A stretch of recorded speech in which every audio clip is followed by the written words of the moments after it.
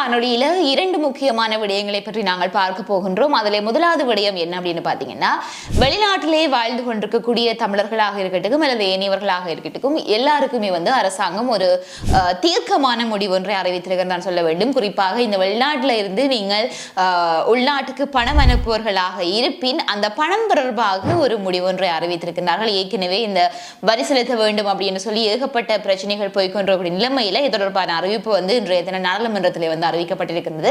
ஆகவே அது தொடர்பாக முழுமையான விவரத்தை இந்த காணொலியில் பார்க்க போகின்றோம். அதனையும் விட முக்கியமாக உங்களுக்கு தெரியும், கடந்த பிப்ரவரி மாதம் 19ஆம் தேதி நடைபெற்ற கனிமுல்ல சஞ்சீவோவினுடைய படுகொலை சம்பவத்தை தொடர்ந்து இன்னமுமே தேடப்பட்டுக் கொண்டிருக்கக்கூடிய ஒரு நபராக இஷாரா செவ்வந்தி அவர்கள் இருக்கின்றார். அப்படி இருக்கின்ற பொழுது குறிப்பிட்ட அந்த பெண்மணி தற்பொழுது எங்கே இருக்கின்றார் அப்படி என்று சொல்லி அது தொடர்பான ஒரு சந்தேகம் ஒன்று வெளியிடப்பட்டிருக்கின்றது. ஆகவே அது தொடர்பாகவும் இந்த காணொலியில் நாங்கள் பார்க்க போகின்றோம். வணக்கம், நான் உங்கள் சங்கவி.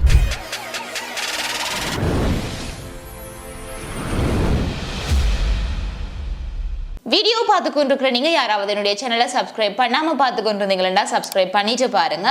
அப்படியே பக்கத்தில் இருக்கிற பெல் பட்டனையும் கிளிக் செய்து வைத்துக் கொள்ளுங்கள். அப்பதான் நம்ம போடுற வீடியோஸ் எல்லாமே உங்களுக்கு நோட்டிபிகேஷன்ஸா வரும்.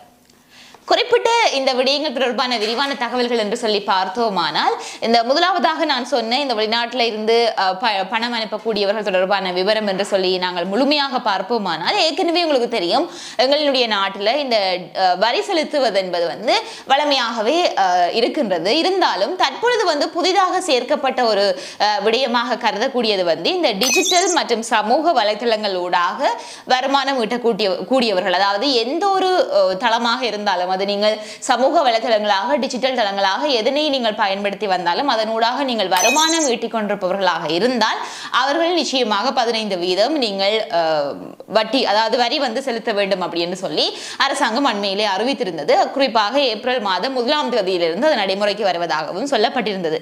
இப்படி இருக்கின்ற பொழுது அவர்களுக்கு அறிவிக்கப்பட்ட இந்த வரி என்பது ஒரு சலுகை அடிப்படையுடன் தான் அது விதிக்கப்பட்டிருக்கின்றது. குறிப்பாக வருடத்துக்கு என்று சொல்லி பார்க்கின்ற பொழுது நீங்கள் வருடத்திற்கு 15 லட்சம் ரூபாய்க்கும் அதிகமாக பெற்றால்தான், அதிகமாக நீங்கள் வருமானம் ஈட்டினால்தான் அதற்கான வரியை செலுத்த வேண்டும். அதற்குள்ளே நீங்கள் வருமானம் ஈட்டுபவராக இருந்தால் வரி விலக்களிக்கப்படும், அதாவது நீங்கள் வரி கட்ட வேண்டிய அவசியம் கிடையாது. ஆகவே இப்படியான சலுகை ஒன்று இருக்கின்றது.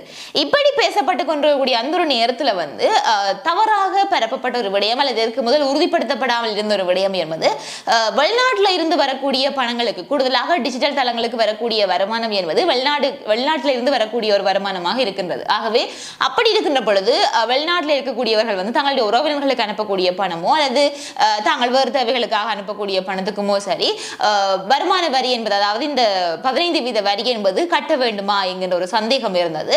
அதே சமயம் பல பேர் இது தொடர்பான செய்திகளை வெளியிட்டிருந்தாலும் கூட இது உறுதிப்படுத்தப்படாமல் தான் இருக்கின்றது. இது தொடர்பாக இன்னுமே அரசாங்கம் எந்த ஒரு கருத்துமே சொல்லவில்லை அப்படின்னு சொல்லியும் ஒரு விடயத்தினை தெரிவித்திருந்தார்கள். இதே சமயம் பார்த்தீங்கன்னு சொல்லி சொன்னால், இப்பொழுது இந்த ஒரு விடயம் தொடர்பாக நாடாளுமன்றத்திலே இந்த விவாதம் நடைபெற்ற வேளையில இனிமேல் அவர்கள், அதாவது அந்த வெளிநாட்டிலிருந்து பணம் அனுப்பக்கூடியவர்கள் இந்த ஒரு கட்டுப்பாட்டுக்குள் வரமாட்டார்கள், இந்த ஒரு 15% வரியினை செலுத்த வேண்டும் என்கின்ற ஒரு கட்டாயம் அவர்களுக்கு கிடையாது. அவர்கள் வழமை போன்றே பணத்தினை அனுப்பிக் கொள்ளலாம். அவர்களுக்கு எந்த ஒரு வரியும் அறவிடப்படாது என்பதனை உறுதிப்படுத்தி இருக்கின்றார்கள். குறிப்பாக இந்த ஒரு விடயத்தினை யார் உறுதிப்படுத்தி இருக்கின்றார் அப்படின்னு பாத்தீங்கன்னு சொல்லி சொன்னால், அமைச்சர் அனில் ஜெயந்த பெர்னாண்டோ அவர்கள் தான் இந்த ஒரு விடயத்தினை தெரிவித்திருக்கின்றார். நாடாளுமன்றத்தில் இன்று நடைபெற்ற வரவு செலவு திட்டம் மீதான குழுநிலை விவாதத்தின் பொழுதுதான் இந்த ஒரு விடயத்தினை அவர் தெரிவித்திருக்கின்றார்.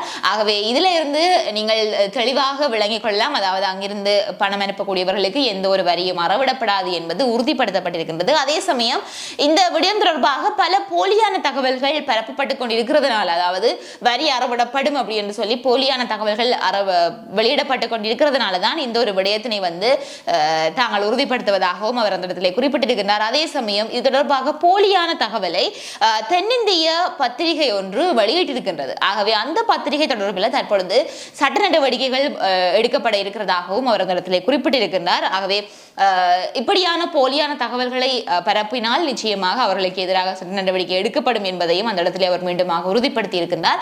ஆகவே உங்களுக்கு இதுல இருந்து தெளிவாக ஒரு விடயம் விடயம் கிடைத்திருக்கும் என்று நினைக்கின்றேன். அதாவது நீங்கள் வெளிநாட்டில் இருந்து அனுப்பக்கூடிய பணம் எவ்வளவு பெரிய தொகையாக இருந்தாலும் அதற்கு வரி அறவிடப்பட மாட்டாது. அது நீங்கள் வழமை போன்றே நீங்கள் அனுப்பிக் கொள்ளலாம் என்றதை இன்றைய தினம் உறுதிப்படுத்தியிருக்கிறார்கள். ஆகவே தொடர்பான உங்களுடைய கருத்துக்களையும் நீங்கள் கருத்து பரவலை பகிர்ந்து கொள்ளுங்கள். அதே சமயம் மற்ற இரண்டாவது செய்தியை பற்றிய முழுமையான விவரங்களை பற்றி பார்ப்போமானால் உங்களுக்கு தெரியும், கடந்த 19ஆம் தேதி பிப்ரவரி மாதம் 19ஆம் தேதி கொழும்பு புதுக்கடை நீதிமன்ற வளாகத்தில் என்பதை விட நீதிமன்றத்துக்குள்ளே நடந்த ஒரு படுகொலை சம்பவம் தான் கனேமுல்ல சஞ்சீவ எனப்படுவதனுடைய ஒரு கொலை சம்பவம். அதனைத் தொடர்ந்து உடனடியாக அன்றைய தினமே அந்த துப்பாக்கி பிரயோகத்தை மேற்கொண்ட நபர் கைது செய்யப்பட்டிருந்தார். ஆனால் அவருக்கு உடந்தையாக அல்லது அவருக்கு உதவியாக இருந்த பிரதான சந்தேக நபரான இஷாரா செவ்வந்தி எனப்படுகின்ற பெண்மணியை இற்றை வரைக்கும் போலீசார் தேடிக்கொண்டுதான் இருக்கின்றார்கள். குறிப்பாக இன்றைய நாளுடன் 12 நாட்கள் முடிவடைந்திருக்கின்றன.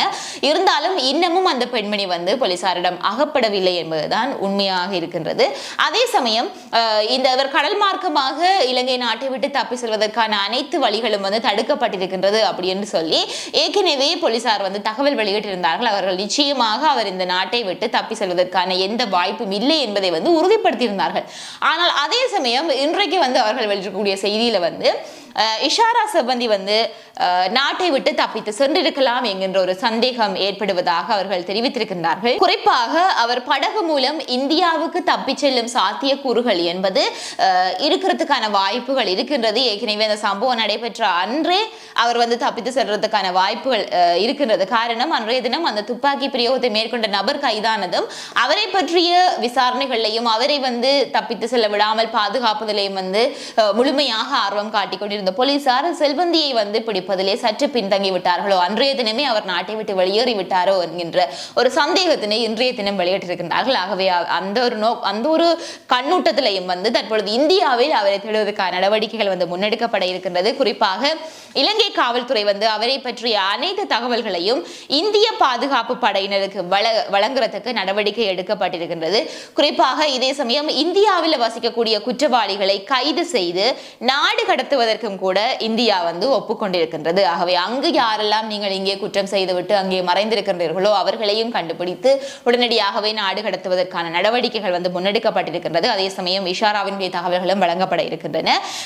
இதே சமயம் தற்பொழுதுதான் இது முன்னெடுக்கப்பட இருக்கிறதான்னு கேட்டீங்கன்னா நிச்சயமாக இல்லை. இது போன்ற நபர்களை இதற்கு முன்பும் கூட இலங்கைக்கு இந்தியா நாடு கடத்தி இருக்கின்றார்கள். ஆகவே அது போன்று மீண்டுமாக ஒரு நடவடிக்கை முன்னெடுக்கப்பட இருக்கின்றது. அதே சமயம் இதில் முக்கியமான விடயம் என்பது அவர் இந்தியாவுக்கு தப்பித்து சென்று விட்டாரா என்பது ஒரு உறுதிப்படுத்தப்படாத தகவல் தான். அதாவது சந்தேகத்தினை தான் வெளியிட்டிருக்கிறார்கள். அதன் அடிப்படையில தான் குறிப்பிட்ட இந்த விசாரணையை முன்னெடுக்க இருக்கின்றார்கள். அவர் இந்தியாவில் இருந்தால் அவரை நாடு கடத்துவதற்கான செயற்பாடுகளை முன்னெடுக்கும்படியாக அவர்கள் ஒரு நடவடிக்கையை முன்னெடுத்திருக்கிறார்கள்.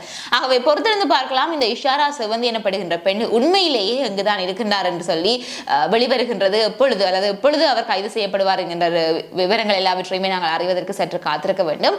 இது தொடர்பாக உங்களுடைய கருத்து என்ன? அவர் இலங்கையில் தான் தலைமறைவாக இருக்கின்றாரா அல்லது உண்மையிலேயே வெளிநாட்டுக்கு தப்பி சென்று விட்டாரா என்று நீங்கள் என்ன நினைக்கின்றீர்கள் என்பதை கருத்து பரவலை பகிர்ந்து கொள்ளுங்கள். இதே மாதிரியாக மற்றொரு காணொலியில் நான் உங்களை சந்திக்கிறேன்.